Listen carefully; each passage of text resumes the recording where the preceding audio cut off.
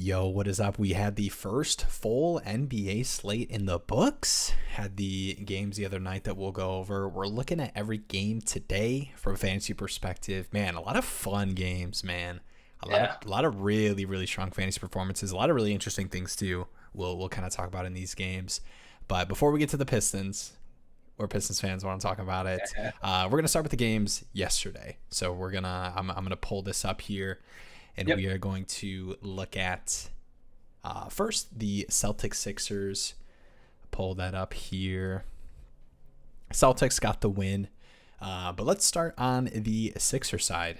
And I think for me, I don't think we need to spend a ton of time on first round draft picks for fantasy purposes, right? Not a lot of actionable advice for those guys, but man, Harden. I think this is what we personally expected and why we had him so high in fantasy drafts is yes, he wasn't super aggressive, last season. We saw a lot of 18-point games, 19, not a ton of shots like we usually see from Harden. But man, he performed. And only 14 shots, but got to the line a ton. So that doesn't really fully show, right? It wasn't just crazy efficiency. He got to the line a ton. Man, he was special. I'll give you a minute to kind of victory lap Harden. I know you were a big Harden guy this season. Yeah, you know what? It's one game. I don't want to brag too much, but shot a little bit more. Yeah, and Actually, it's didn't, Harden, didn't right? Everyone knew Harden was going to be good, but yeah. yeah, didn't shoot like a ton more. Doesn't look like, right? 14 field goal attempts, but he got to the line a lot, so he really did shoot more. He was super efficient, but it was a very good defense. So yeah, I mean, it feels good. You start off the year, planting your flag on someone, and they come out and do it really well against a good defense. So it feels great. Yeah, the props also on the props channel. If you guys missed those, props hit last night really well. Props today, props hit tonight, 2 for 2 as well. So make sure to check out the Flock betting channel as well. But yeah, I mean, good start to the season, man. Harden felt Yeah. great. Pistons dub, exciting games. The Memphis Knicks game just wrapped up is really exciting as well. I'm just really getting it's back, dude. Oh yeah, I do want to take a second. We'll get into answering some of these questions in the chat. Appreciate you guys coming in here. We're gonna do a ton of Q&A throughout the night while we're talking through all these games. But man, it's fun to have the NBA back. I do want to take a moment to just kind of like be smile about that. What's up, Renzi? Talking about the Pistons rookies. Props been smacking. True. I'm in the chat here. DeAndre Hunter worth the waiver pickup. Yeah, I think so. I think the thing, obviously big game. I think one thing I want to say while we're kind of talking about, we'll have a lot of questions tonight about waiver pickups and everything. Every league's different, roster sizes, construction, how many bench flex spots you even have that you can roster players. I know there's a lot of really tight leagues where you can only keep 3 guys. So even streaming is difficult. But I will say you don't want to overreact to one game, right? It's an 82 game season. Looking back at last year, we'll have a lot of really strong performances in the first game, guys who shoot crazy efficient. And it's like, well, this guy's probably not dropping 20 points a night. So don't expect that. But still, I think a lot of, performances. I think the thing I look for more is usage and minutes are kind of the big thing in rotations. So we'll talk about that. And I guess with that being said, just kind of looking at the Sixers, I think Thibault here, who is not a guy who I think was like a popular sleeper or anything, but I think a lot of these, younger guys, people kind of expect to see some kind of, potential improvement on numbers. I don't know if he's worth having rostered anywhere. I just think from a rotation standpoint, from what he does, like even if the minutes increase, it's just not going to be anything to. He's just, it looks like PJ Tucker is just going to do what he kind of did for the Sixers last year. So I do want to mention that. I think he'll be more involved, but yeah. As far as like the other Sixers guys, I know we were bigger, Maxey way over Tobias Harris. I think those 2 guys went pretty close in drafts for a lot of people, and I think Maxey's the more fun breakout. Tobias Harris had a pretty good game, and I think he will have games like this, right? 7 for 14, 3 for 6 from 3, ended up with 18 points. Doesn't really get the like rebounding stats that I think you expect, right? I expect him to be, a little bit of a better rebounder and a little less scoring. Do you think, we don't need to get too into all these, but if Harris has a couple more of these like stronger scoring performances, would you look to move him? I think they'd have to be pretty consistent, but yeah, I don't think he's gonna be getting this kind of volume and scoring consistently. I think he is that kind of fringe fourth guy that if he has those efficient nights, like that's great, it's fine for him. But I just don't think it's sustainable. Yeah. Going back to what Trevor said about DeAndre Hunter, I think definitely in a 12 team league, he's worth the pickup. I think now, like in a 10 team league, he's almost worth the pickup.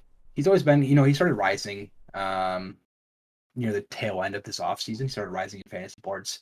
And just seeing the volume, like you said, the volume, the usage, and the minutes that he got tonight looks And really good. just who he plays with, right? I mean, like you bring in a guy like Murray alongside Trey, and just like night in and night out, these are guys who are just going to be really good like facilitator guys. And I think Hunter's one of those guys who can like really, and Collins too. We saw from Collins tonight as well. Like those two guys, I think both can have really good fantasy nights where it's not necessarily like those are the kind of guys you like to kind of like have waiver pickups, right? Because I mean, a random night, you're like, dang, I got 22 points from this like waiver guy that I picked up.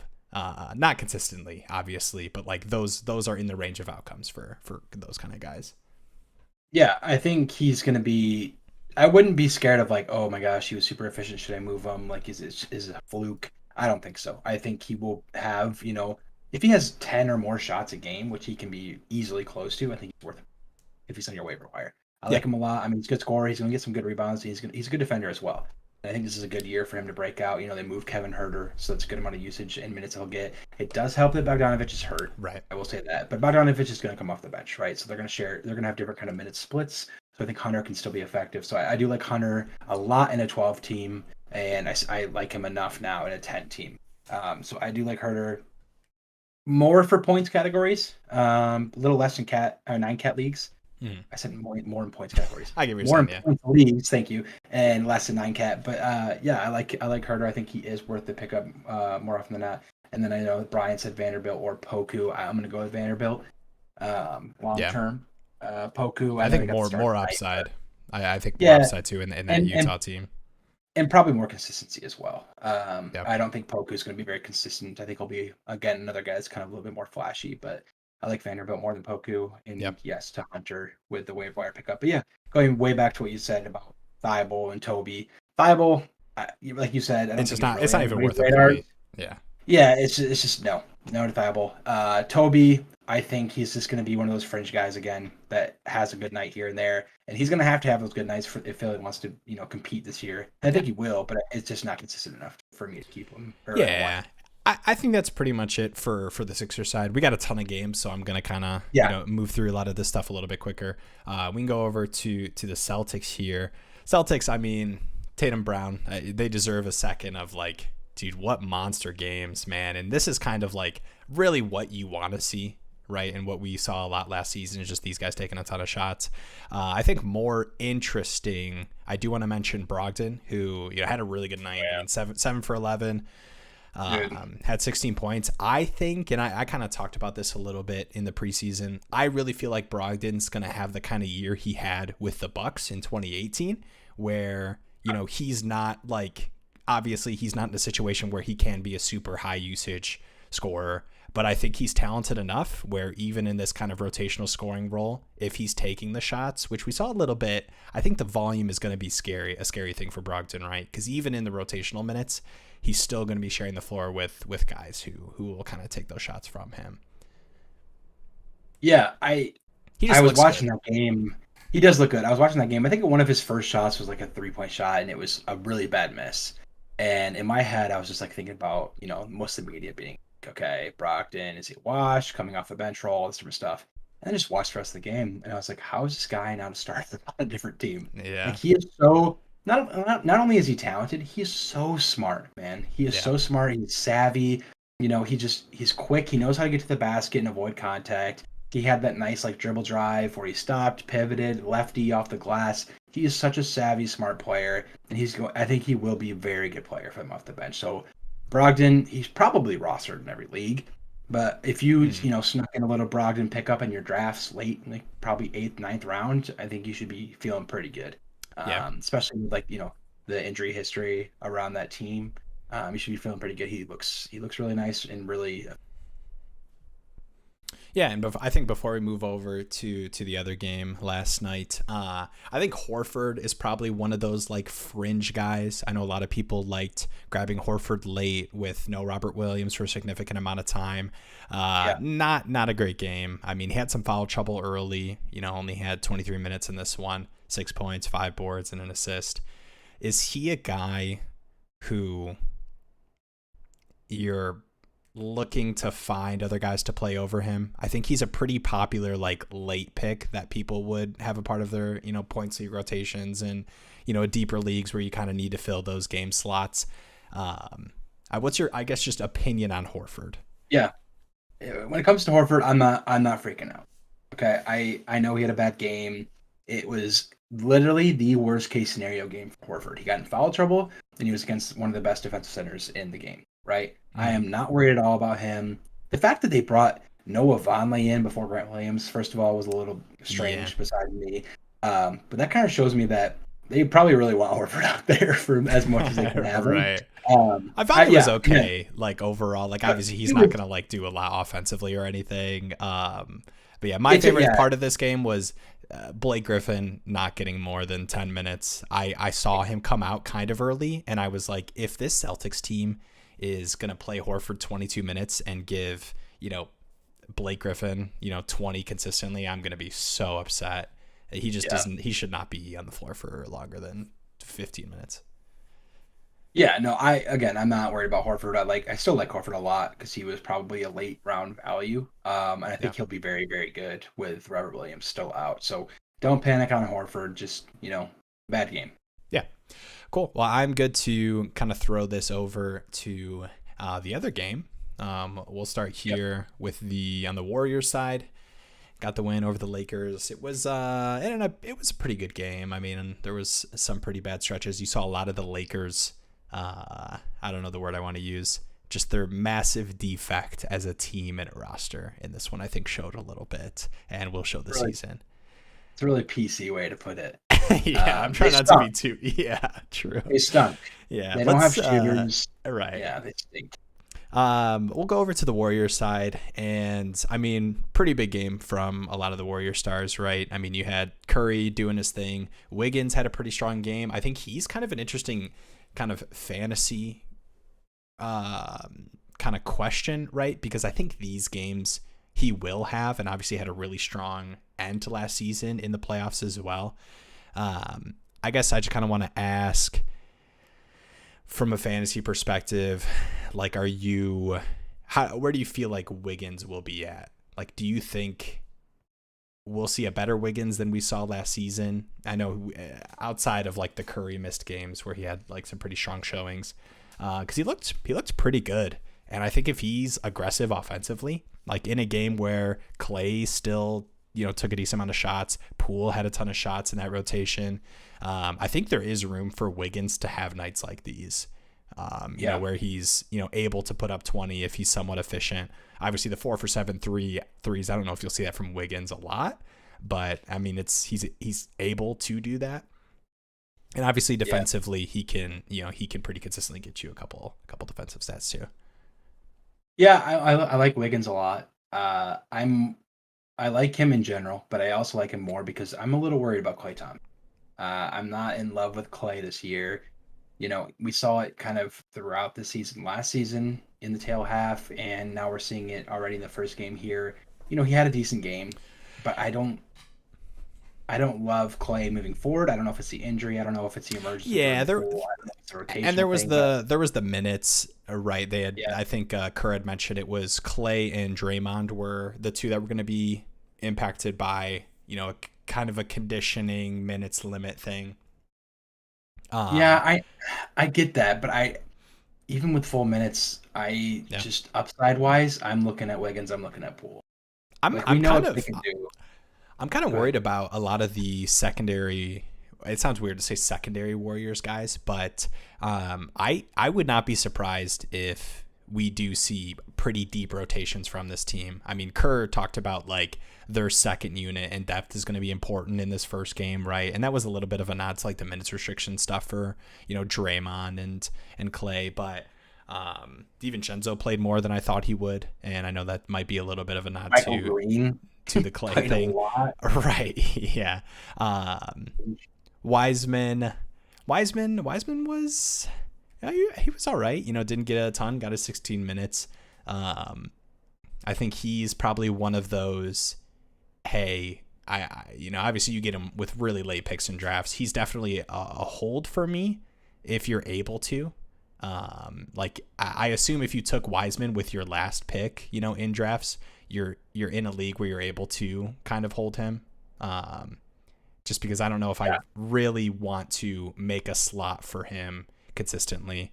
Because I just don't know if the usage and minutes will be there, at least to start the season. Yeah, I think if you have Wiseman, you have him because it's a long shot upside pick. So, I mean, this first game, it's not bad, it's not great. Like 16 minutes, like you can see there, 16 minutes, 8.7 boards. Yeah, seven boards, man. I think my thing, and I think he has the upside because I think the Warriors would love if he's able to be kind of what Looney did for them last season.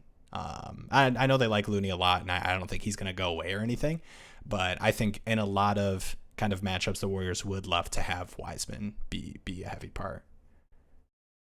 Yeah, I mean, again, I think if you have him, it's because you're looking for the upside. So I think you just hold on to him and maybe give it a week, maybe two.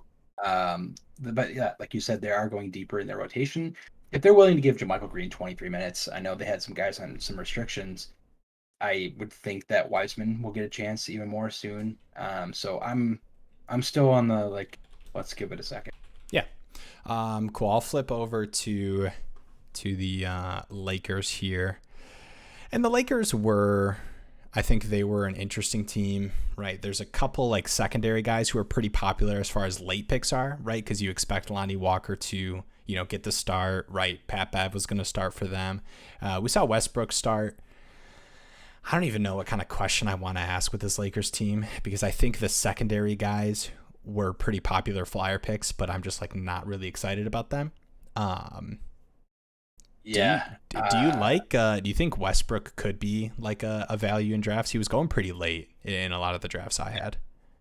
Yeah, I think he was definitely going late. I had him in a couple drafts. He's just not going to go away, right? If you think he sucks, fine. But even with all the talk about the second unit, he's going to play 30 minutes, man. And with this team, right, when you're playing alongside Kendrick Nunn and Pat Bev and Lonnie Walker and Austin Reeves, you're going to have opportunities to score. Yes, you have KD and LeBron, but even in this game, he took a ton of shots.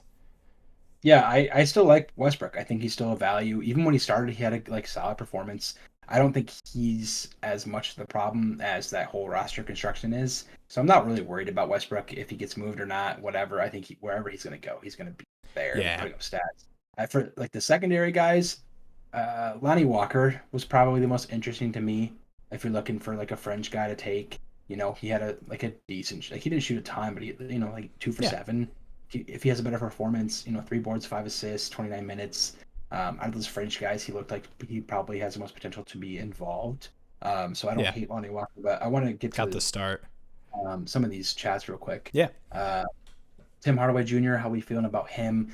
I think he'll probably have a slow start of the season. That Mavs depth is sneakily, more has more variety than you think. But I think he'll be, I think he can be back into the rotation into the starting lineup soon. I think they started Reggie Bullock tonight. But I still like Tim Hardaway. I think is a guy to keep an eye out for. And then worry about Sengun. I'm not worried about Sengun. I know they started Bruno Fernando. Yeah. Sengun had a good game, and I think he's even if he's not the starter, to kind of start the season, I think he'll be a heavy part of the rotation because I think they just kind of have to. If you just kind of look at their roster, he will be a starter. He will be a starter. Yeah, and he played well too, right? So if he didn't start and played, really, really I mean, you want to see more than 22 minutes from him, but still, I mean, this Rockets team's really young, so I think rotations will be kind of a tough thing with when they get some of their guys back, but I'm not worried to the point where I'm trying to find anyone that will trade me for him. like in leagues and stuff. But I will say, I'm not trying to like victory lap or anything. But he was going pretty early. I will say, I think yeah, he was one of those.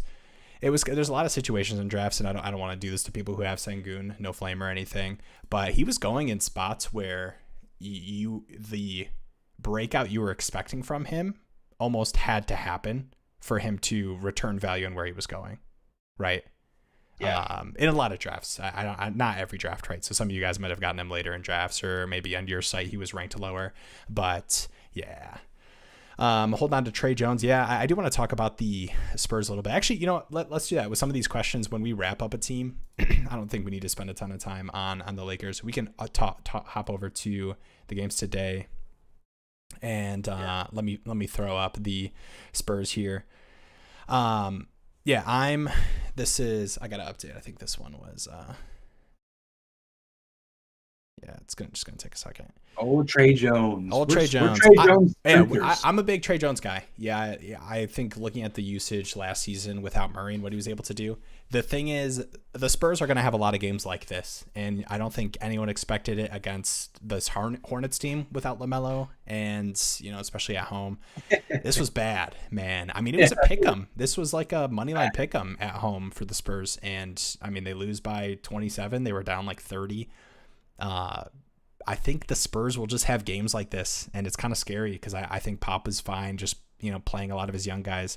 They're pretty deep, not deep like they have a deep bench, but like deep as far as like youth that I think he'd be willing to give minutes to, which is a little scary, but still. Trey, I think I feel like this Spurs team is going to be pretty rough out the gates, right? I mean, you lose a guy like Murray. I think it's hard for like teams like this to just kind of turn around and perform well. They're so young too. It is kind of the other thing, but I think Trey has the ability to be like a 15-8 guy, like occasionally, like night in and night out. And that kind of guy, especially in like cat leagues, like if you were looking for assist late or something and grabbed him, definitely holding on to. Yeah, I mean, I'm not too worried about it. This was a really, really bad showing. But if you know anything about Popovich, he doesn't have pathetic teams very often, right? So I don't think this he announced, he announced like nobody should be placing bets on the Spurs. Yeah. I'm trying to develop guys like that. That kind of like it didn't scare me because Trey Jones is one of those young guys who like he wants to develop, right, and got the start. But what I would not be shocked if you're playing Trey Jones consistently and you're like, Trey Jones had another 25-minute night because he got taken out in the fourth because they were losing by 30. I think that's just going to happen to the Spurs team. And, hopefully they get it together because I do like a lot of the guys on their team and I think they can compete, right? Nobody thought the Spurs were going to compete last season in a lot of those games. And, they put together a little run. Yeah, I mean, they shot pretty woefully from three. I think they were around 20% from three. Yeah. And Vassal's 0 for 8. Really well. It was a bad night. I think they'll be more competitive, specifically against, worse teams, but right. And I will say, like, we're about to answer a question here about dropping Buddy Hield for Kyle Kuzma. And just like before, this is not even in response to that question, just generally, especially for these kind of weirder situations, you really don't want to like overreact to one game, right? So there will be guys on waivers who had great games, shot really well, had good scoring, maybe had a couple defensive stats or whatever in a points league and look really appealing for pickups. Unless you feel super confident about long-term usage and rotations for those guys, don't filter by fantasy points and claim a guy and drop somebody on your team who had a bad game. Like the NBA is long season. Guys will have bad games. Teams will start slow. We just see it every year. So I wouldn't stress out about it. Also, if you have questions in the chat, if you could clarify if it is a points league or a category league, and if there's any kind of unique thing with that, that's pretty important because any like detail we get with that helps with questions. Yeah. Because there's guys who have kind of different impacts, right? So like, Trey Jones or J90. Should I start Ivy over Trey Jones from now on? Since we're kind of on it, let's talk about it. Well, we can go to the Pistons game next because we've been waiting to talk about it, man. We're both Pistons fans for reference for everyone in the chat. Yeah. Man, he looked good. And I assume this is in a points league. honestly, I'm not against it. I don't know where you're at. I think in a points league, it's hard to look at what Ivy did tonight and not think that he's going to be able to do that. Now, I know you're shaking your head. Yes, it was the Magic. Ivy's not going to shoot as efficiently as he did. And I still trust Trey Jones. Like I don't want to overreact and bench him just for Ivy specifically, but I think I think Trey Jones feels a little safer, right? Oh yeah. So I think that's probably, I don't think their fantasy point discrepancy in a points league will be large enough like it was tonight, right? Trey Jones didn't have a great game. Had some defensive stats, which kind of made up for it, but I don't think the discrepancy will be enough where you're like kicking yourself. So I'd be fine giving it some time before you make that decision. Are you in that kind of same boat? Yeah, I mean, we're Pistons fans, and I don't think you should just swap Ivy over Trey Jones all of a sudden. I think I was reaching for Ivy in drafts. I thought this could happen.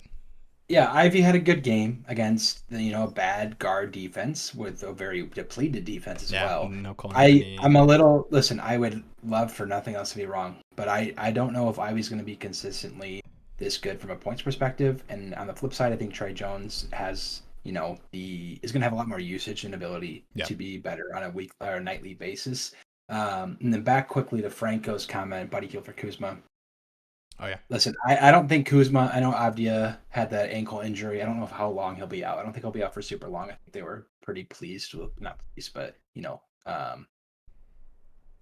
fortunate with the news. But I don't think he'll be that good. Okay, I'm not super big on Kuzma. Yeah. He showed out really well. I think he'll be a little bit more consistent. I don't think he'll be a double guy like that all the time now. I would be curious to know who else is on the waivers in that 8-team league. I think if Kuzma's on there, I'd be very curious to see who else is on those waivers, because I'm not super big on Kuzma, so I think there's probably other guys that I might like over Kuzma. I wouldn't overreact to that first. Yeah, I agree. But you would have in a normal points league, you would take Buddy over Kuz. That's the other thing. If it's a points league, I know you're lower on Kuz. I am lower on Kuzma than most people. I am lower. I honestly, I'm not super big on Buddy either, so I think they might be pretty comparable. And Kuzma looks better, so I can see why he would want to add him, especially if Avdia is out for a little bit. Listen, I think Kuzma's going to be fine. I don't think he's going to be 22-13. I don't think he's going to be by any means. But I think definitely not. I can't really answer that truthfully unless I know who else is on the waiver wires. But yeah, Kuzma look good. Just don't overreact to it. I think he's a fine add over Buddy personally, because I don't like Buddy really that much either. But yeah, who else do you have in that? We have, should I continue to start Capella in a 10-team points league? I would probably look elsewhere. Another guy that I've not been big on heading into this season is Clint Capella. Not the greatest showing to start. Hunter was a lot more involved offensively. I like Okongwu more in the future. I mean, right off the bat tonight, Okongwu's not, and probably even the season, Okongwu's not going to go over quickly. But starting Capella in a 10-team points league, don't love it. Again, the guy is probably going to depend on a lot of blocks for. Not going to score a ton. Rebounds are going to have to be there, but then again, Hunter's a good rebounder. DeJounte Murray's probably take some rebounds there. I don't love Capella. Yeah, we kind of saw it a little bit tonight. 26 minutes for Capella to Okongwu's 21. And the thing with Capella too is, like, even in the minutes, obviously it kind of depends on what other options you have, right? If you have to start a center and maybe you locked in Capella and didn't worry about it and don't really have anyone. But for me, I think there's just other guys who night in, night out have similar upside off of, similar rebounding numbers, who just have more scoring, because Capella is just not, outside of lobs from Trey and Murray, he's just not going to give you that. Yeah, we weren't big on Capella heading into the season in general. And this first game is, unfortunately, proving us right so far. He'll have his games, but right, 10-team league, I wouldn't be too excited about him. Like one night he'll have, he had 16 points and 14 boards and a couple blocks or whatever. Like, those nights will happen. But I think from like a consistency standpoint, he's going to give you more duds than most other centers of like similar draft value. That's why I was a little lower on him too. And there's the long term, like we had talked about, where the rotation with the Okongwu is neck and neck, and it kind of already is. Yeah. But I mean, that's whatever. That's going to happen.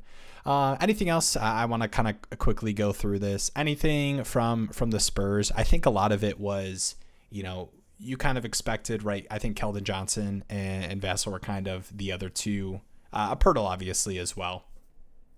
I think those kind of four with Trey Jones were kind of the Spurs high usage upside picks. Are you taking in much from this game? Or you kind of just like, yeah, it's kind of what I expected. Those guys, took the most shots. Would like to see more from Trey from a facilitation perspective, but I was a little shocked with the Vassell usage. I like to see that. If you're a Vassell owner, that feels good to see. I mean, obviously, he shot really poorly. A 3 for 15, 0 for 8 from 3 is not good to see, but the shot attempt numbers are nice. Yeah, that usage is really nice because we know he's a good defender. And so to see him put up 15 shots is really, really nice. So I feel really good about that actually moving forward. Keldon Johnson did what we thought he could do. Pirtle, kind of the same. It was just a bad game. But for Vassell to do that much is the silver lining, I think, for that Spurs team. Yeah. For your fantasy. Right. And we can go over to the Hornets real quick and we'll kind of continue to answer questions. I think, we'll kind of see these kind of like decent fantasy points game from a Hornets team that's still going to be pretty fast paced, even without LaMelo. And yeah, I think to start the season without LaMelo, I mean, we're going to see pretty strong games from Terry, who's going to shoot a ton and kind of play that somewhat traditional point because they really don't have options, right? It's kind of LaMelo or Terry. And yeah, I mean, just pretty solid games all around. Mason Plumlee, decent game, and we don't see really any of Mark Williams. I don't want to get too into it. We're big Duran guys, so I don't want to. Didn't they draft someone? Oh, you read it. So yeah, anything here you're like taking? Are you like? I don't think there's too much I don't want to overreact to like, like Richards out of nowhere, like pretty strong. I will say the biggest winners of this Hornets Spurs game was somehow the Pistons. No, I'm just kidding. But yeah, I mean Gordon Hayward looked solid. Yeah, PJ was nice to see. I think he's one of those guys that like was a really popular high upside guy who I was lower on just because of where he was going in drafts. But I think he, when LaMelo's back, we might not see games like this where he's able to get 12 shots up. But he's a good 3-point shooter and, a decent rebounder as well. And I think I like him. Yeah. I do like him. Yeah, I want to touch on some of Tyde's comments here. Would you pick up Norman Powell or Kendrick Nunn for tomorrow? Would I pick them up? I mean, probably not. Depends on what my roster looks like. But if you're asking about either of them, yeah. I'd probably go Norman Powell. Honestly, I'm a big Norman Powell guy. He's always been a good spark off the bench kind of guy. Nunn looks solid, out of the second unit for the Lakers. He probably can give you a little bit more than scoring more than Powell. Yeah. I like Powell more just as far as, usage and efficiency for that Lakers depth. And then should I worry about Mitchell Robinson's usage with Hartenstein in the mix? I know he was in foul trouble, but still, yeah, the foul trouble didn't look good. And also, Hartenstein does look pretty solid. I'm not going to lie to you. The preseason, he looked really good as well. I know a lot of people are buzzing about him within that team and just media in general. But, there's a little bit of worry there. I'll be honest with you. I would keep Mitchell Robinson for sure. Don't panic first night, right? No one should panic about anything. But there are, caution signs, and there are things to glean from the opening night, and Hartenstein is one of them. He looked really good. He played crunch time minutes, obviously, with the foul trouble. But yeah, just keep an eye out for that. It is a little bit concerning, but just hold on to me now. Yeah, drop Patrick Williams, terrible start. He plays back-to-back Friday, Saturday head-to-head, hold till Saturday night. I don't think that was a answer to another question or anything. Yeah, Patrick Williams is one of those guys where, like, I don't know. I just don't know if I see the path for him. And, maybe it's some injuries to the Bulls guys, but I don't know. Are you kind of the same? I like him as a player, but I just don't know if I see the path to like me wanting to start him for fantasy. For fantasy perspective, I do think it's concerning. I mean, if there's any time for him to be of value, it's when Levine is out and Lonzo's out and they need some kind of offensive spark. and they drafted Patrick Williams very high. And I think he could be the spark. We saw glimpses of it in the playoffs last year too. Actually, Yeah. when the Bulls looked pretty bad, he was decent. And to not look this good already with just pretty much just DeRozan and Vooch, it's a little concerning. Again, it's another guy to kind of put the yellow sign around. Um, yeah, I'm not big on Patrick Williams either. I don't think he should be rostered. Definitely not in a 10-team league, and maybe not in a 12-team. But yeah, again, like you said, Steve, just hold him for the back-to-back, see what he does, and then you could probably make it around there. Yeah. Anyone to keep your eye on in category league? Yeah, I think I do want to touch on this. So Hartenstein obviously plays Yep. monster minutes, plays deep. There was Mitchell Robinson foul trouble, pretty bad, right? You see the 5 fouls there. But Hartenstein was playing crunch time and played massive minutes and played well. I think in all leagues, I think category points. Hartenstein's one of those guys who ended up kind of being a popular sleeper in late pick just off of the buzz he was kind of getting, kind of in kind of the Knicks camp in that world. But I think he just needs to be rostered everywhere. I don't think he's going to necessarily have games like this where, he plays 40 minutes and has, 16, 8, and 4. But I think he's a big, I know he's 0 for 3 for tonight, but he's a big who can shoot the 3 and looked good tonight. And I think is one of those guys where it would not surprise me if him and Mitchell Robinson play very similar minutes. Yeah, I agree. I mean, I talked about that a little bit, but Yeah. I was just gonna say for Alexander, other guys to keep an eye out for.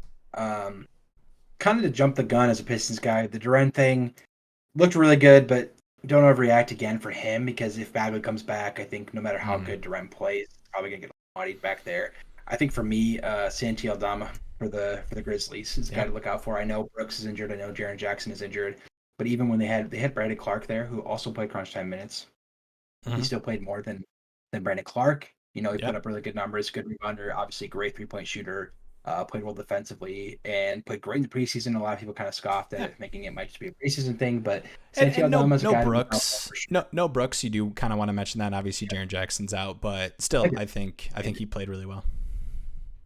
yeah, Aldama. Yeah, again, no Jaren Jackson, no Brooks, no Jaren Jackson for a minute, no Brooks for a little bit. Yeah. But definitely keep an eye out for him because there's still room to fit him in the rotation. Um, with that Memphis team. Another guy to look out for. I I know a lot of people are talking about um, Bruno Fernando. I'm not big on it. We mentioned this earlier. Sangoon, Nah. I think it's still his job. I wouldn't really look at him too much. Isumu is interesting with Lonzo out and Levine already hurt a little bit. He had a great game, offensively. I think he can do more assist wise, but Isumu is a guy to look out for with Lonzo out for a while. I think he'll be on some um, waiver wires for people. I think he's a solid pickup too. Yeah. Yeah, a lot of these kind of, especially these young guys, I think just kind of a general rule for NBA. Yeah, obviously opportunity is a big thing, but players who are potentially heading into a second, third, even fourth season, like that's a lot of times where you see that kind of next step. For the most part, when we're drafting, a lot of people are just using what we saw the previous year, and that's what they're basing a lot of rankings and projections off of. But a guy like Dasumu is a perfect example of one of those guys where, I don't necessarily think we're going to see a 17, 6'4" stat line from him consistently, but, he is going to be their starting point guard for as long as Lonzo's out. And I like Yeah. him as a player a lot, and I think he can definitely be one of those kind of waiver value guys who probably wasn't drafted because there not a lot of excitement around what he's kind of shown last season. Yeah, one more guy I wanted to mention real quick that just got the starting nod tonight. Karis LeVert starting a small forward for the Cavs is a Mhm. very, very interesting guy to keep an eye out for. Garland also left the game today with an eye injury. I don't think that'll keep him out for very long. Yeah. But LeVert starting at the 3 spot is something definitely to look out for. He can fill the stat sheet in a few minutes. Good rebounder, great facilitator, and obviously natural scorer. So Karis LeVert, another guy to look at for your waiver wires for sure. Yeah, and we did not. I wasn't able to. I think Okora was one of those guys who was kind of in the conversation for being in the mix to get that spot, and we just did not see him tonight really at all. So yeah, I They mentioned think Chetty. They mentioned Chetty to start. Like a couple Right. months ago, there was, oh, Chetty's the guy that's going to start. And then all of a sudden tonight, it was like, nope, it's going to be Eh, Karis LeVert. he played pretty. I believe he started in place of Garland in the second half. Um, Chetty did? yeah. Yeah. Yeah. Last year was my first fantasy b-ball league ever. Won $80 and 20 with your advice and locked on sites. Pretty much your expert. Let's win more. Yes, sir, for sure. Nice. That's the thing. The thing with NBA fantasy, even more than NFL, is it is such a. I'm gonna be honest. It's a grind, right? In fantasy Yeah. leads, you Oh, are yeah. setting lineups daily. It's all about the waivers. For Yeah. the most part, those are the keys, right? It's not. Yo, can you hear me? Yeah. It's a grind, as the internet disconnects for a moment, but we're back.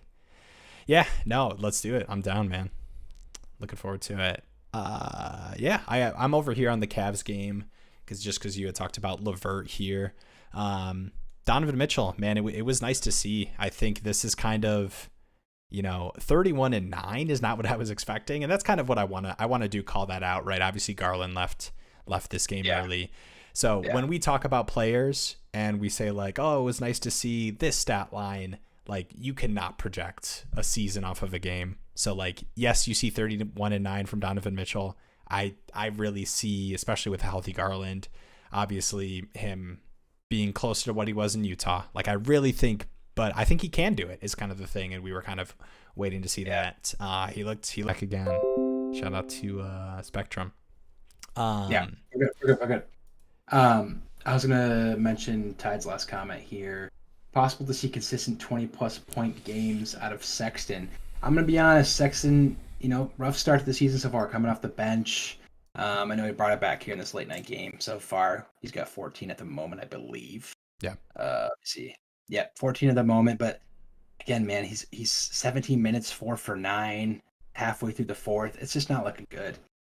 It's a little crazy. I think definitely hold on to him, right? Don't freak out about him, but it's not looking great. I don't know if they're trying to be too cute with their lineup so far or anything, but only shooting 9 times off the bench with 17 minutes. This is a guy that you let Was down. supposed to kind of be your future, yeah. With yeah, I mean, I don't want to get too like political in my brain about like is Clarkson and Conley starting, and they're those are two guys who we thought they were going to try to move. Like I don't like getting too analytical with that kind of side of it, because I think Clarkson and Conley are they deserve to start, like as far as like players when you look at the rest of the roster.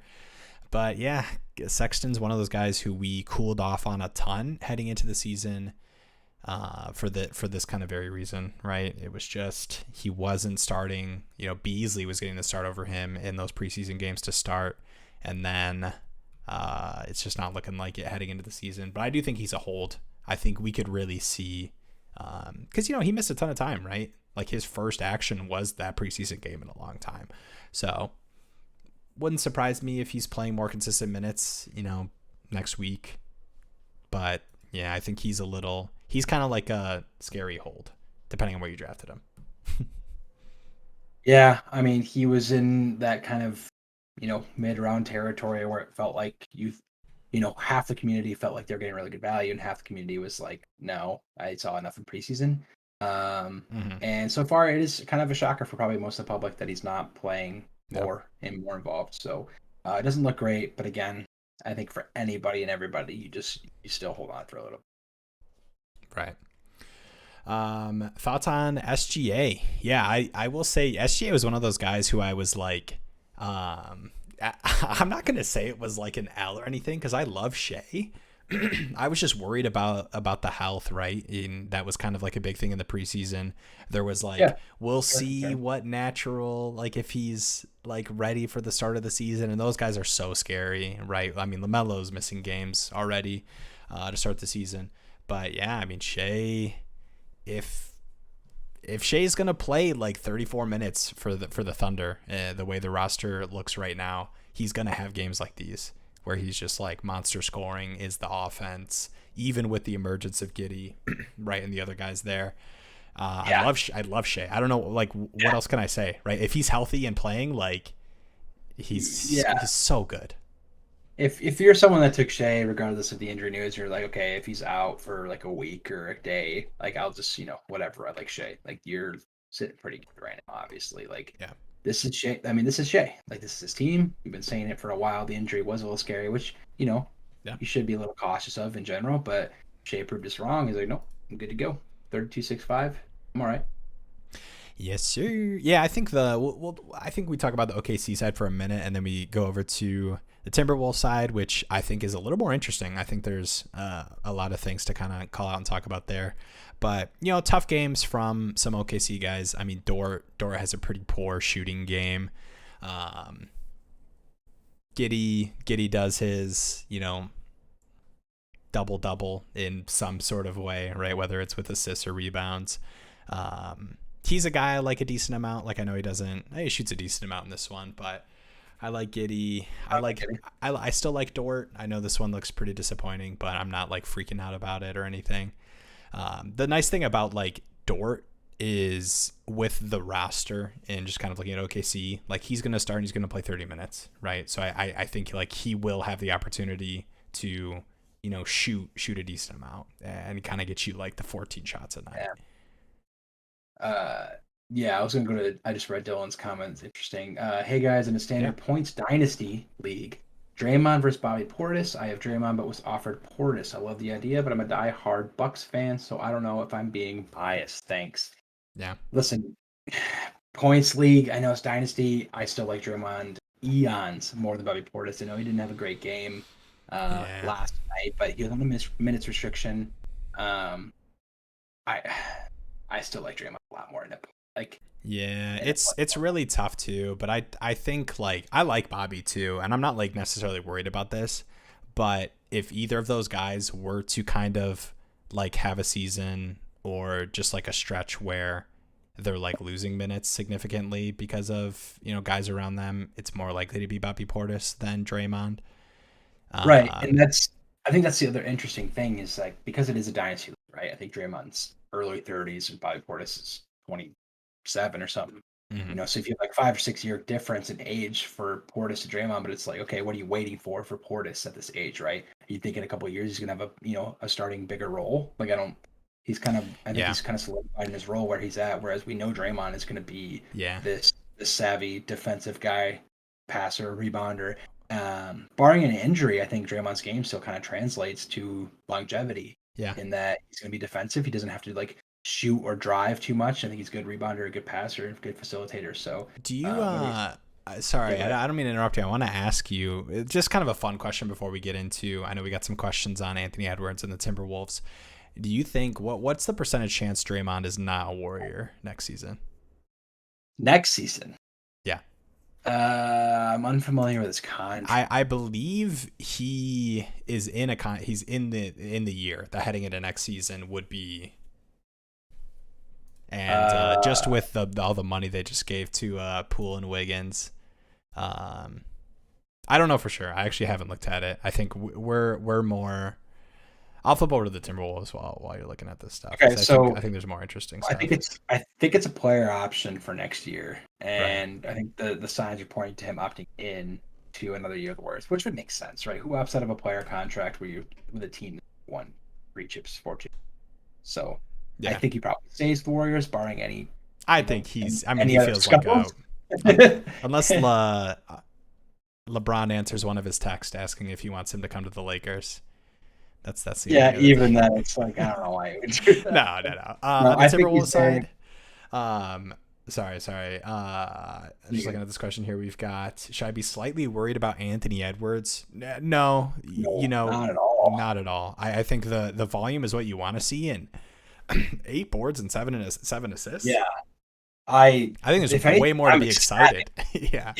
Not that you're gonna see. So like the same way that like you won't see the efficiency, he's probably not gonna have 7 assists and 8 rebounds consistently. But him giving you any of that, right? Because last season it wasn't crazy for him to have 3 boards and 2 assists, right? He had a lot of games like that with scoring. So I think him improving on that. 11 points. Don't look at that. Go over to his field goal and 3-point attempts. 4 for 17, 1 for 7. It's the first game of the season. If he's going to give you that kind of volume, you have to feel really good about it. Not worried at all. If anything, I feel really good about it. I mean, 8 boards, 7 assists. Like we were talking about this a couple of days ago. was, I'd like to see more facilitating out of him. And the fact he's got 7 assists in his debut is looking fantastic, Yeah. which, probably a lot of that credit to Gobert down low. Um, but yeah, I feel really good about Anthony Edwards. And then Forgotten Ninja said, will Luka score 32 tonight? Has 20 and a half. Yeah, I mean, 32 exactly. I don't know. But yeah, I think I he'll put up at assume it's least the 30. over. Yeah. Yeah. If you have the over at 32, you're looking great. I know they're up by a little bit, but I would assume he plays most of the game. They're up by 17 and a half. Yeah. 45-62. Phoenix will probably bring it back a little bit, but actually, That one's in Dallas, right? no, it's in Phoenix. Oh, it is? Oh, okay. Yeah. Not that they haven't gotten clapped in Phoenix before by the Mavs. But yeah, man, Rudy Gobert. I mean, he just did a Rudy Gobert thing, man. It had 16 boards. And Yeah, I mean, Rudy can have these games, right, where he has 23 points. And I think the Timberwolves are so interesting because they have so many offensive weapons, right? Cat and Ant, what they're doing. And I mean, McDaniels tonight too. He's been a popular sleeper. He had a pretty good game tonight. I think Rudy is one of those guys who, like, for fantasy, it's not going to be sexy, but it can be 15 boards, and he can get you these games where if he's getting you like 12 plus points, you're ecstatic because he's giving you consistent crazy rebounding. Oh yeah. And then Forgotten Ninja also said, thanks. Will you guys ever do prop content? Yes, we do prop content on Yeah, fantasy. do you want to link the betting channel?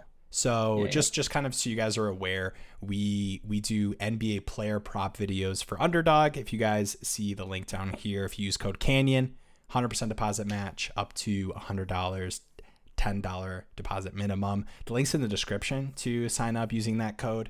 And we look at Underdog, but we also look at those lines compared to like other sports books.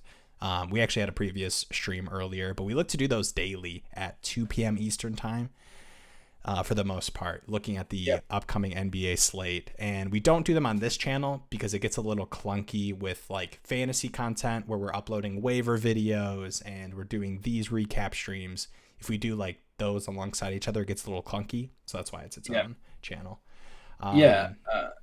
Carlos says, should I drop Jalen Green for Hunter from Atlanta Points League? I would not do that. Yeah, I would. Is Green actually the worst player on your team? I know it's tough for like NBA fantasy because, sometimes you don't have the deepest benches, just the way the roster construction is for some leagues. But is Jalen Green actually your worst player? Like, who did you draft? Who were your like last few picks? Because Jalen Green was not a last few pick in most leagues, depending on how many teams.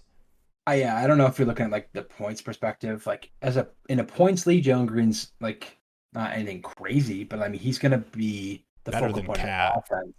Yeah, he's going to be the focal point of that offense. He's shown a little bit of defensive upside. If he can add to the facilitative game more, he'll be very good. He's going to put up numbers. Like, he's going to be a high Houston team, at night in, night out. Whereas DeAndre Hunter looked really good, and I think he will be more involved this year. But I think Jalen Green is just. I would like to pick up Hunter. Like, if you have a deep enough bench and you have a guy who, is not like. So I would be curious to hear like who your last couple picks were and who like your actual like worst players are. Who is your biggest disappointment from the games today? And then we've also got a pretty terrible tip-off day. So you're talking to two Pistons fans. So I will say, to us, it was a very fun tip-off day. Great day. I think it was. I think it was pretty fun in general. Like, a lot of the games are really close. I know. You might be talking about players specifically, right? Like Karl Anthony Towns had a pretty disappointing fantasy day, right? 12 points, 6 boards. Yeah. Pretty disappointing for my cat league. Carlos said Trey Jones, Jalen. I'm assuming that's Jalen Smith, not Jabari Smith, but yeah, I mean those guys had disappointing starts. I think it must be pretty. It must be pretty small rosters or a small team altogether or a small league, I guess. Yeah, no, I get like the concern with like, the Trey Jones and Jalen Smith performance watching DeAndre Hunter. But I think from a year-long standpoint, I think you'll be fine with those two. 10 team as well. They'll probably be close like most nights, but I do think that I like Trey Jones, 10 team. Yeah. And Smith as well. Smith had some foul trouble, right, tonight. KD, Jokic, Kevin Porter, Keldon Johnson, Trey Jones, D Fox, D Booker, just going crazy for me tonight. Let's go. Yeah.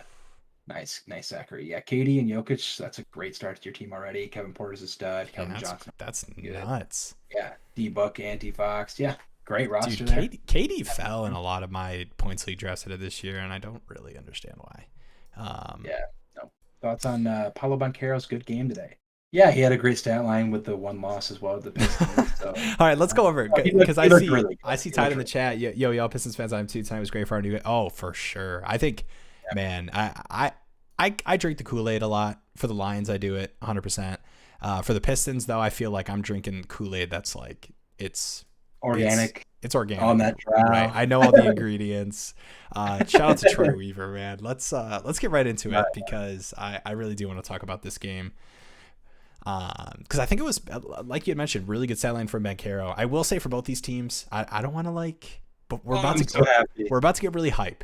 But I will say we talked about it before the game on the prop show. Very good matchup for both Magic and Pistons. Both these teams are not known for their defense. You know, I think here's how I'll say it, because you're gonna say what are you talking about? Duran had 3 blocks and they can do that. But I think they have players who can make very good defensive plays, but as a unit compared to a Celtics, or some of those teams, pretty poor. But yeah, communication here is a big thing. I think they're young. They're young, yeah. But yeah, let's talk about the Pistons, man. Monster games from a lot of the young guys. So for fantasy, I think real quick, Cade, who had a tough preseason and had a tough start to this game too. I will say the Pistons altogether kind of did, but I mean has a really solid game.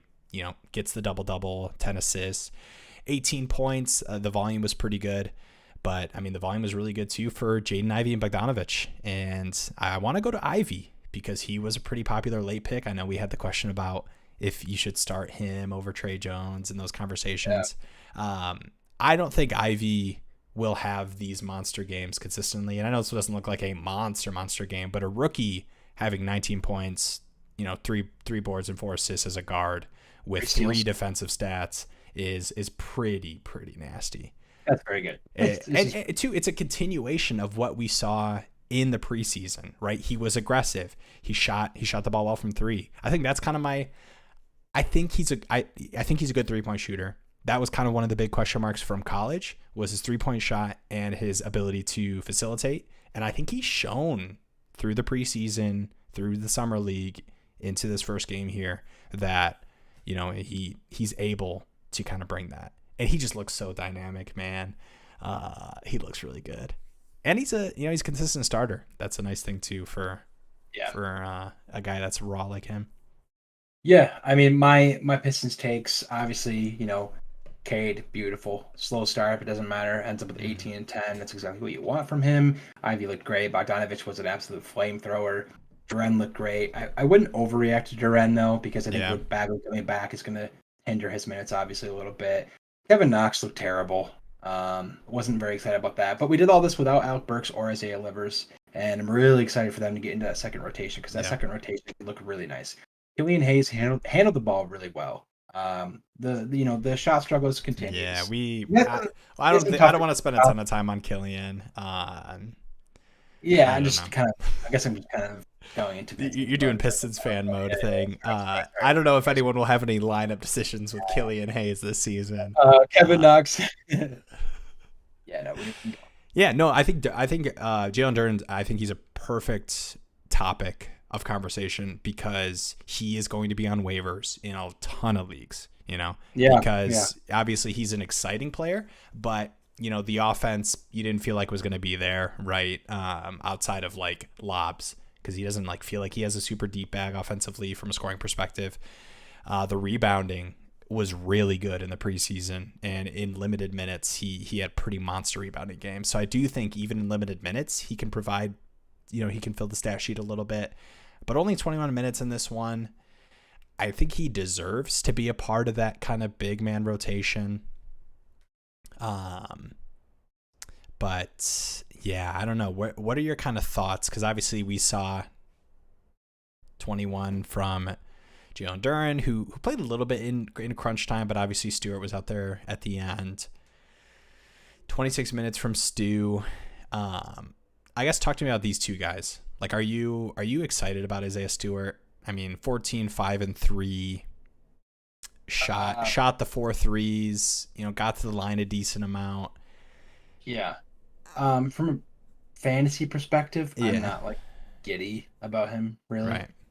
I think he's a very fluid player. So I think there's times where he could spread the floor and get you some threes. I think there's times where he has to play down and dirty and get you, 11 boards and 8 points. Yeah. I think he can be inconsistent. He's very much like a team player. He's a very fluid player. He can do different things. I love him as far as a player on the Pistons in a basketball sense. Yeah. But for fantasy, I'm not like super excited about him. Right. It's The waiver the wire ad shot is volume. interesting. Yeah, like the Yeah. shot volume too is like it's tough, right? Because there's one side of like, oh, he's shooting the ball better from 3 and he's willing to take these shots and hit that clutch one at the end of the game. And I think he'll have the confidence to do that. And I know he got to the line a decent amount, right? So 3 for 6 doesn't really tell the full story because he shot, 8 free throws. But yeah, I think he's like more of an interesting waiver wire pick than like you need to like run to the waivers and make sure you have him in all your leagues. And Bagley, right? Tide's talking about Bagley. He's out for a decent amount of time, so we'll get a lot of games like these from these guys. But yeah, when Bagley returns, like we talked about, I think the big rotation is going to be a little muddied because I think all 3 of them will eat into each other pretty significantly. Yeah, definitely. Oh, sorry, this was a question. Do you guys think once Noel is back, he'll disrupt what Stu and Duran got going on much while Bagley? Yeah, Noel as well. Yeah, Noel, I don't think he'll disrupt too much. I think it's more of Bagley. Oh, he right. said well, Bagley. Okay, yeah, Right. yeah. I I think it's think more Bagley than Noel, but right, but I mean you just have those guys too is kind of the thing, right? And for upside, like we talked about with Duran specifically, because I think Stewart's for sure going to be kind of like 25 plus minutes. But it's hard for me to make the case that, Jalen Duran's going to play 28 minutes consistently to start the season. yeah, I don't know how much Noel factors into this team's rotation and future Yeah. versus how much he factored into that making that trade happen. Rent in that 3-way Charlotte. Yeah. So I mean I'm not worried about Noel in the slightest bit as far as fantasy Mm-hmm. goes. As far as if you're talking from a Pistons fan to Pistons fan, yeah, cool depth I guess. If Bagley's down, Mm-hmm. Durant's an athletic player, maybe he goes down. Lord willing, he doesn't. Would But you depth wise, interesting. But would fantasy wise, if you have Bogdanovich, and I don't want to say this because we're gonna see more games and obviously like people don't overreact in the first couple weeks, but if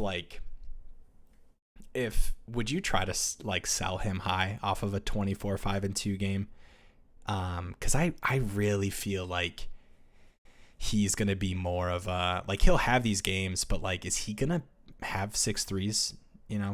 Is he gonna be a 6 for 10 guy consistently? I really feel like he's gonna do what he did for the Jazz, right, and just kind of be a yeah. 16. I think.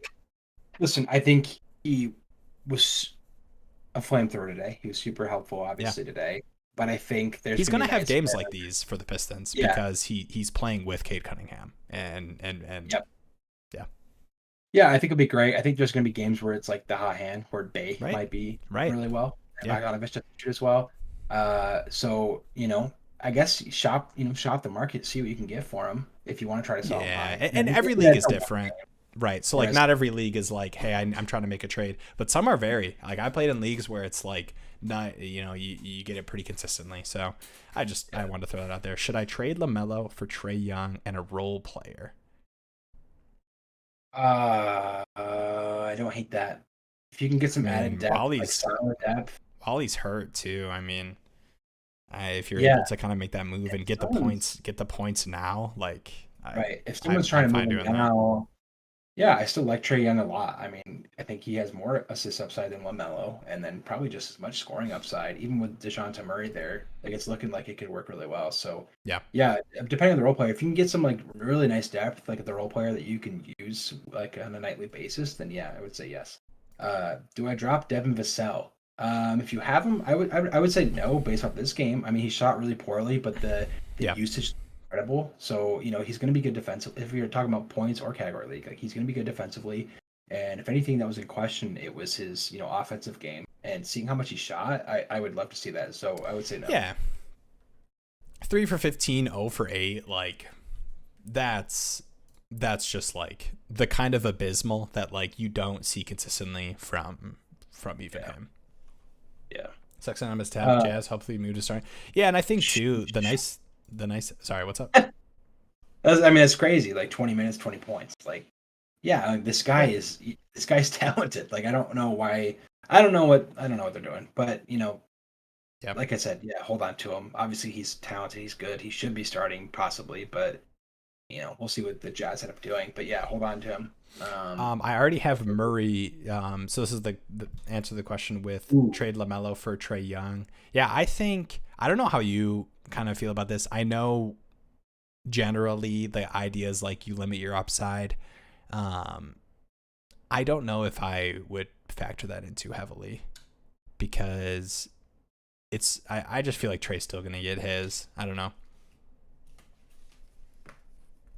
yeah, that is a little interesting. If Uh, LaMelo was fully healthy, I would say just keep LaMelo. But because he's dealing with the injury, like if you're making the move right now, and you're able to get the healthy player for the player who's going to be coming back from an injury, I always will take that move if someone's willing to do I that. And I think they're comparable.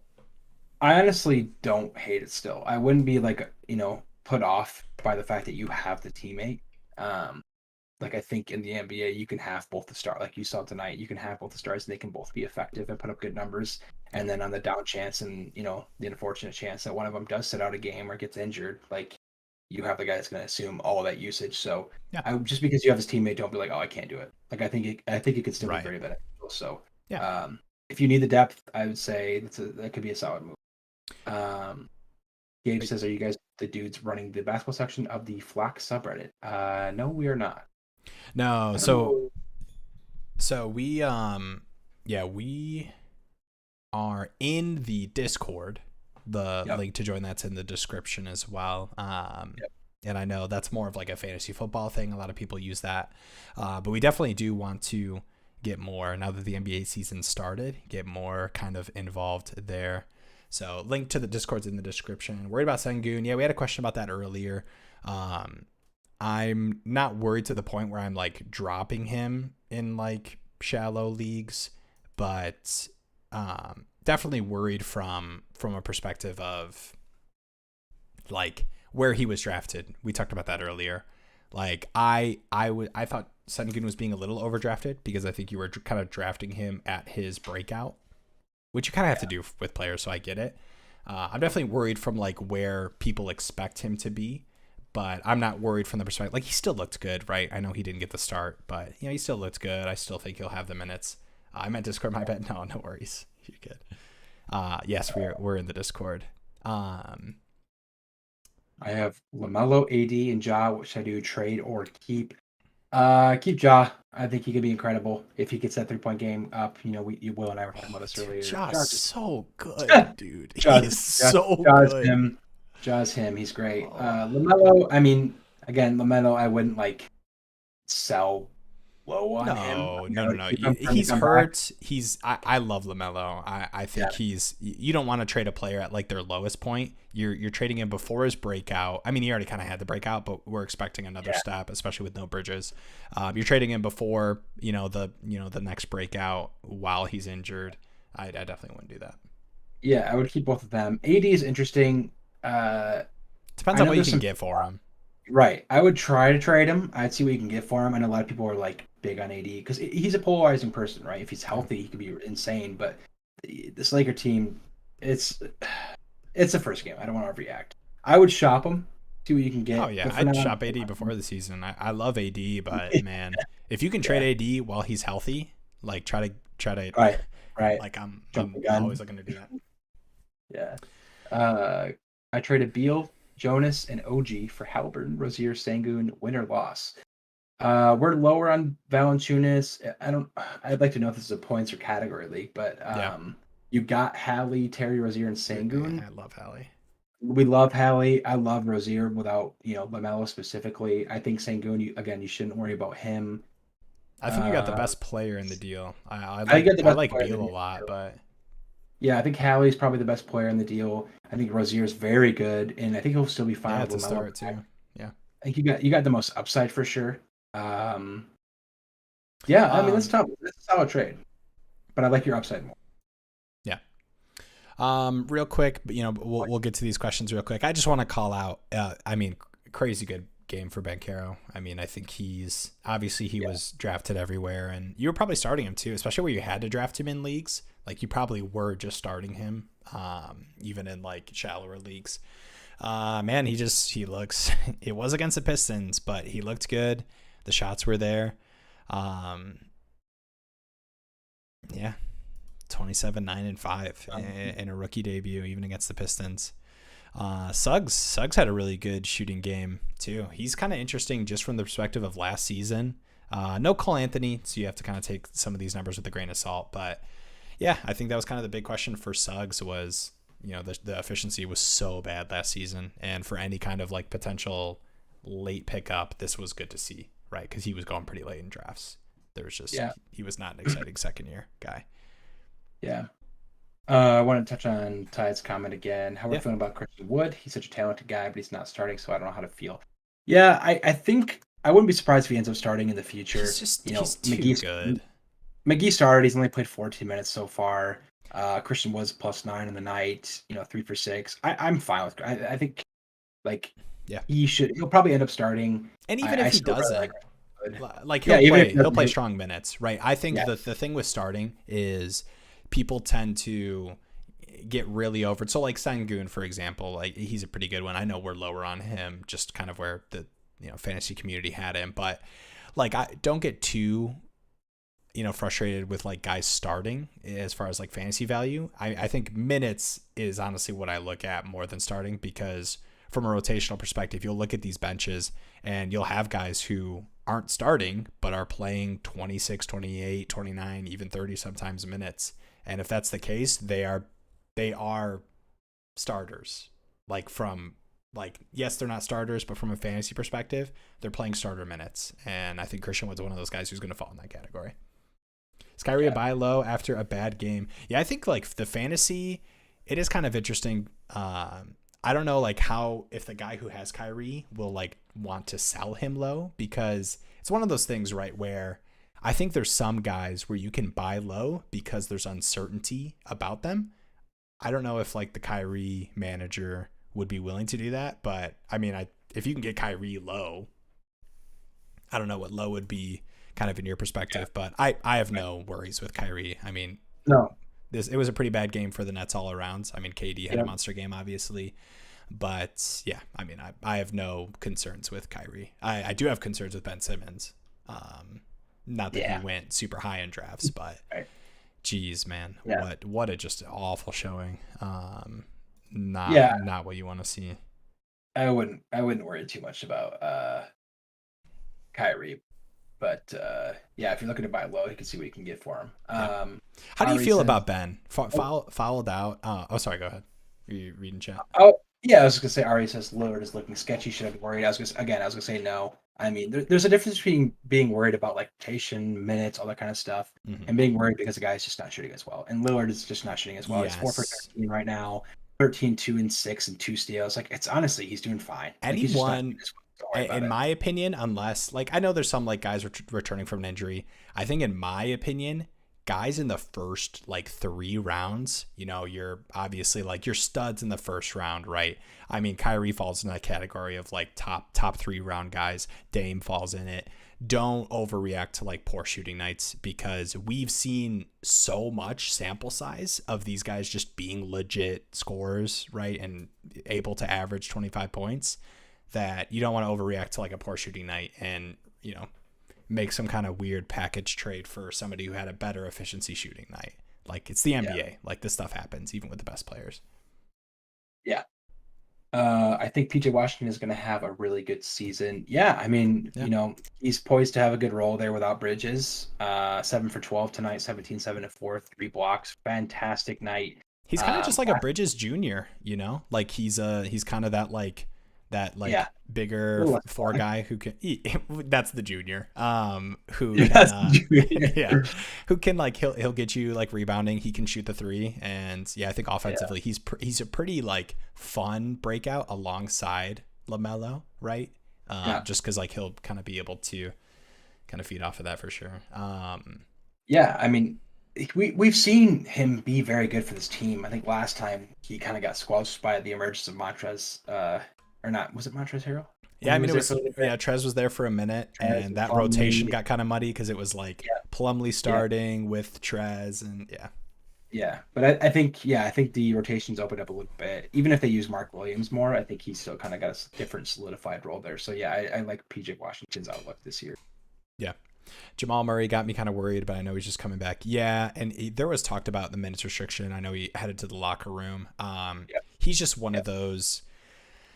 It's just like the return from the injury, right? It's gonna be tough. You're gonna have some like weird yeah, low minutes games. He's coming back from missing significant time. Like those guys are also, I will say, a lot of like return from injury guys are guys you don't want to sell low because you're frustrated with the minutes, you're frustrated with the scoring, especially early in the season. So definitely those guys yeah. are like holds, guys who are having low minutes because like Jamal Murray fully healthy, like you have no concerns about minutes, right? It's just he's returning from the injury, and there were reports about minutes restrictions too before this, so you kind of knew he was dealing with it. Yeah. Aldama hype is real, yes. No, right? We talked about it. No Brooks, right? But still, I think he kind of showed that it's real, and especially without Jaren Jackson, we'll kind of get to see this Nets side you want to talk about. Like, does any part of, I know Ben Simmons, right? It was pretty sad, right? The foul, 23 minutes, Mhm. didn't really shoot. 4 points, over 2 from the free throw line, 5 rebounds, 5 assists is kind of the thing you can hang your head on because that's kind of what you think about Ben Simmons, right? Is that, Yeah. he's not going to get you the scoring, but man, if he's getting you like 10 points and he can get you like 8 and 7, like that's Yeah. pretty good. um, Yeah.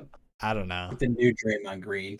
Listen, Yeah. I'll say this: if this wasn't Ben Simmons, I think we would be like, oh, just bad night, fouled out, like 4 or 5 and 5. He's on his way to a decent stat line, just fouled out, bad night, move on. But because it's Ben Simmons, I think we're kind of like looking at it a little differently, and I don't think we should be doing that. I think like Yeah. most of the people, I think we should just give him a couple more games. Are you buying Ben Simmons? I bought Ben Simmons. I bought him late in the draft just because why not? It's no one really knows what he's going to look like this year, and he could win you leagues, he could lose you leagues. And so right now, I mean, if people are pissed off about Ben Simmons, I'll buy Ben Simmons for the right price. If you can get a nice little like if you got a guy that popped off, a role player, a late bench player that popped off, I'll take the gamble. Talk to me about the Pelicans. I'll just hand this over to you. Okay. Yeah. I mean, Valanciunas surprised me. Was pretty efficient on the glass. Bi did Bi things. Listen, I love Bi. He had a great game. Showed us that he can have the assists that he had. Good rebounding game. Obviously, great scoring game. Zion had a solid game as well. I'll tell you what. Overall, obviously, I didn't expect them to blow out the Nets, but Yeah. I mean, they have a good roster, right? We Yeah. expected something special from this team. Zion did his part, Bi did his part, McCollum did his part, Valanciunas, like they just all did their part. It is really Uh, cool to see all three of Bi, Zion, and CJ scoring 20 plus. I do yeah, I think mean they're that not going to lose many games from that. So right, and obviously they put up 130 tonight. They were just kind of all shot pretty well offensively. Zion, yeah, 22 shots. That's fun for me as like a Zion manager to just kind of see him, and what he was able to do tonight, 25 and 9. I think moving forward, I don't think I expect like that pretty consistently, and for Val to also have 15, like it's just hard for like those four guys to do that oh consistently, yeah, right? Obviously putting up 130, that's another thing to remember is I love the Pelicans, but like they're not going to score 130 points every night. But really good night. One of the I mean, I don't even want to call them underrated. I just feel like they're just like not talked about as much. Like obviously Zion is a pretty popular like media, but man, they're just so good. That starting roster, man. Bi, Zion, CJ, Val. It's nice. But we yeah. can I answer mean, some questions from chat. Two spots. Who do I keep? PJ Washington, Ben Simmons, Nurkic. Wow. Devin Vassell or Mike Conley. Can only yeah, keep two of those guys. That's tough. I would keep. Oof, I'd probably keep PJ and Murph. Yeah, a part of me really wants to find a way to keep like Simmons. Honestly, I don't want to. I don't want to lose any of these guys. Just But wait for Simmons to get hurt and throw him on your IR. Yeah, I mean, I don't know how that's possible. You can like too. That's tough, but yeah, I mean, I off first glance, I guess PJ and then possibly Nurk. I know Nurk's not having the greatest game right now, but yeah. I just um, like don't. I just don't see myself dropping Nurkic. I don't know. or I don't see myself dropping Ben Is there Simmons or any way that you're able to like? Can you wait it out? Like, do you have to? you You have trade. to drop. You have to drop one of those guys now. It's tough. You could try to Uh, trade like Nurk and Simmons for like a solid player, but yeah, it's tough. Would you take Aaron Gordon or Poku in points league? Um, that's actually pretty tough. Poku's got more yeah. upside They and feel so like a much higher yeah. floor. Very opposite, right? Aaron Gordon's got Right. a high floor. Poku's got a higher ceiling. I, if you I want to guess play it it kind of depends on safer, what you need, right? I think maybe you look at your roster and you kind of tell yourself like, on a weekly basis, like, am I gonna need to play? Like, do I need to play Aaron Gordon, or one of like, do I need to play one of these guys? Am I able to kind of like yeah, sit on no, Poku? right, exactly. If you want to play safer, go Aaron Gordon. If you can sit on someone or take a gamble, go Poku. I'd probably go Aaron Gordon though, but Yeah, Zion for Tatum, I would much rather have Tatum. give me Tatum. Uh, Yeah, all day. either format. Yeah, Yeah, not it's even not. close. It's not close. I think that's like I know we don't talk about these big name guys a lot, right? Because in our minds, it's like you're not gonna not play Zion in your cat points league when he's healthy, right? Same thing with Tatum. Yeah, But in these kind of trades, man, if you can do some of these like people like overreacting or overhyping, I mean, even I think there are games that like Zion can have these like monster fantasy games, but every single thing of like consistency, health is the biggest one. Yeah, yeah, just give me Tatum right, for sure. right. Drop Jalen Smith for Desumo. I would hold on to Jalen Smith if you can. I really Yeah. would. Even if you do, like Desumo's only going to be effective for like a month or two. And So the thing is too, like we like Desumu, and I know we had a little bit about how we like kind of like him, and if you're able to kind of pick him up, I would, but I don't know if we'll see games like we saw tonight consistently, even though he has the opportunity to do that. yeah, Just because I think there's a world where like Desumu does what he did tonight some nights, but also does what he did last season. And I know he's starting, and so you expect that, but yeah, I wouldn't drop Jalen Smith. um, Landon says I was just thinking of picking up PJ, but if you think I should keep the other guys, then I will wait. I guess. Oh, okay. Oh, gotcha. I would pick up PJ for Mike Conley, honestly. Hmm. Yeah. Maybe even Sal. I'd probably pick up PJ for Mike Conley out of anybody if that's what you're looking for. You think Herb Jones gonna have similar games like tonight? He had 6 points, 4 boards, 3 assists. I mean, yes and no. I mean, he's not ever really going to be an offensive guy, even if he was Yeah. talented enough. Even if that was his forte, which is not, it's more defensive. He's Yeah. on a stacked team, so Right. I wouldn't ever. So yes, I guess I wouldn't expect him to be a high offensive guy. Like he'll be around 10 points, good boards, Yeah, like you and a see defense. So Murphy like come off the bench, yeah, in that rotation and yeah, like yeah. get some work. So yeah, he's just I don't know.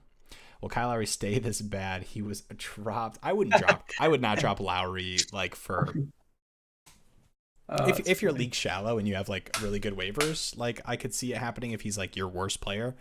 But oh man, don't drop Lowry. Yeah, I don't even just like don't really drop first 90 unless it's like your guy Yeah. just didn't play or got a Right. terrible injury. Like just hang on, you'll be all right. I mean, I know it's harder too, right? Where it's like you have a guy that's been poor because it's a day-to-day league, right? It's harder when you have a guy that's poor and you're just sitting there and seeing PJ Washington's and DeAndre Hunters go off. So I get it. But that's why we're here.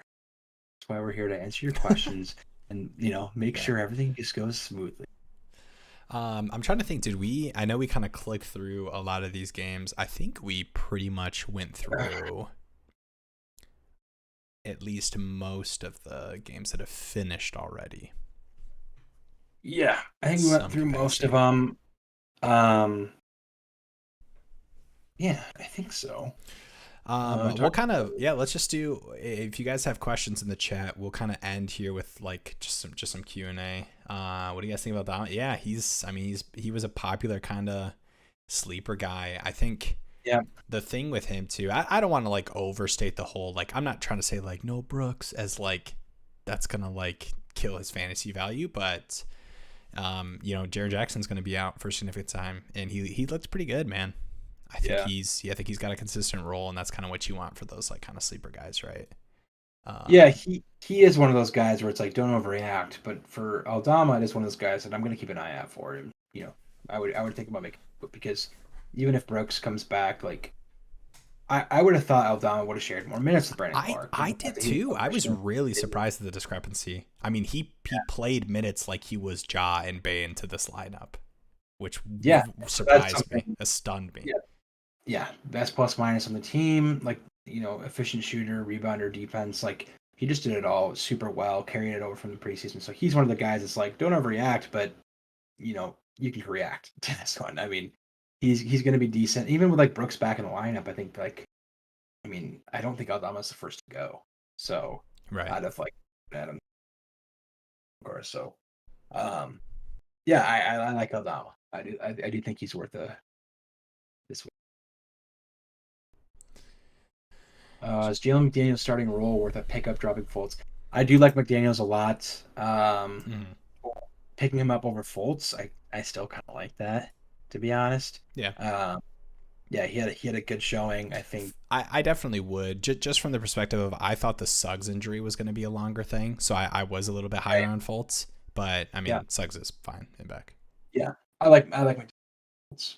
Jabari Smith Jr. or Ben Mathurin points league. We're more Mathurin guys. He looked really good tonight. I'd probably go Mathurin, honestly, especially with the kind of strange things happening in the Rockets front court there. But I don't know. What do you think? Yeah, I think it's close. I mean, Mathurin looked really good, man. I know Duarte left a little bit with the injury, but dude, I guess it's also what you need. But I mean, I assume you're not dropping one of them. Yeah, I would probably go Mathurin. I think from a points league perspective, he could probably help you out. I mean, I think if you're playing it, I think it's tough because I think Jabari. I mean, obviously Jabari was drafted higher than Mathurin in most cases. But I think they'll have similar like fantasy output to kind of start the season for sure. First year playing fantasy b-ball. This is wild. Of course, thank you, Carlo. Thank you, Quan. Appreciate you boys for chatting. What do you think about Jakob Poeltl? I like Jakob. I mean, I still like him a lot. They got blown out. He's hit 14 and 9. It's not terrible. In a blowout game, I think he's still going to be just fine. I mean, I know he was going earlier. I mean, these are just kind of like, I mean, obviously, maybe with a defensive stat, this is kind of a lot of what we saw last year from Jakob. So I think he could definitely be closer to like 16, 11.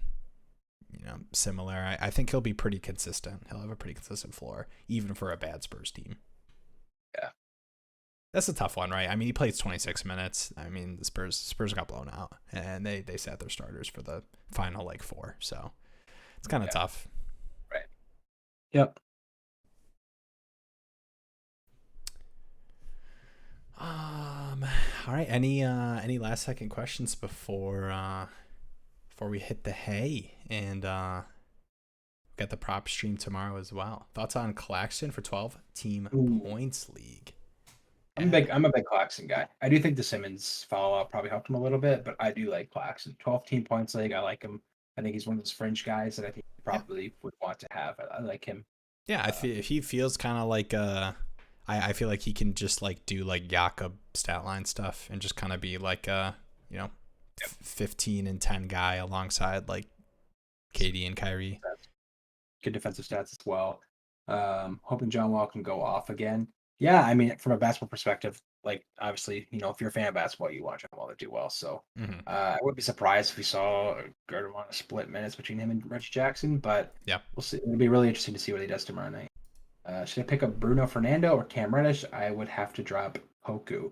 I wouldn't, start moving for Fernando yet. I think that's a short term thing. Cam Yeah. Reddish is an interesting one. He looked really good. He played crunch time minutes. But I think I'm not as big on Poku, so I can let you talk about this. Are you Yeah, it's Poku? tough, right? Because I think a lot of people would tell you that you should just sit on Poku and keep him just because he does kind of have pretty good upside. But yeah, it's just tough, man. I don't know. Like Cam, it's really tough because you look at kind of the Knicks roster, and I think it's hard for me to like. I don't know. Cam looks good tonight. I probably would pick up Cam. And I'm more of a Reddish believer than I am a Poku. I Yeah, don't know. no, yeah, that's fair. Yeah, I mean, he looked good, and I think just the Thunder. We said this before. The Thunder young guys. It's just there's so many guys that can fight you, and so I just never feel safe about Poku. All right, I Thanks, think guys. Good night. we'll wrap it up there. We've got the prop stream tomorrow. We do those at 2 p.m. Eastern time. Kenny, if you want to throw the sports betting channel link, if you could do that in the chat. We do those Yep. at 2 p.m. Eastern time, and we just go through the full NBA slate where we try to do those daily for the most part. It gets a little funky with some Yep. some like weekends and stuff. But for the most part, we'll be live 2 p.m. Eastern time at the Sports Betting Channel doing that, going over those Yep. props. 2 for 2 tonight Discord. with our two favorite. Yeah. Yeah. No. Jay Nevy points and Porzingis rebounds. Yeah. Starting off the props, definitely strong. I think we went. Honestly, I don't remember what we went. I think we went 2 for 2 or 1 or 2 the first night. Yeah, Open Embiid. night. Yeah, Embiid assists Oh, and and Horford missed. oh yeah, Horford missed because of the It's all right. foul trouble. But there's other things we talk about in there, like the Harden points hit really well. But yeah, we've got a good clip starting off the season already for that. So make sure to check that out. Sent the link in there. Link I think is also in the description. Definitely check out the Flock Discord if you're not already in there. Underdog Fantasy for your props betting. Promo code Canyon CANYON for 100% deposit match up to $100. Obviously, sub to the channel if you're new or if you haven't already. Fantasy Basketball Flock, sub to the Fantasy Betting Flock channel if you guys want to head over there for tomorrow's prop stuff. And obviously, if you haven't already for some reason, Fantasy Football Flock, you guys are here because of Mason. If you don't know Mason yet, go over there, check those out for your weekend football stuff. But appreciate all you guys coming in here, chatting, hanging with us late tonight or early if it's for you guys in a different time zone. But yeah, excited for more games, bigger slates. Tomorrow should be a smaller slate, but yeah, we'll do the prop stream tomorrow, 2 p.m. Eastern, and we'll do some more of these live streams after bigger slates, prime time, stuff like that. So make sure to sub to the channel to be alerted for the live streams. Sub to the betting channel for that live stream, and yeah, catch you guys all tomorrow, hopefully. Definitely. I just threw the link to the Sports Betting Channel in the chat as well. But yeah, appreciate you guys hanging out. Much love. NBA's back, baby. See you tomorrow.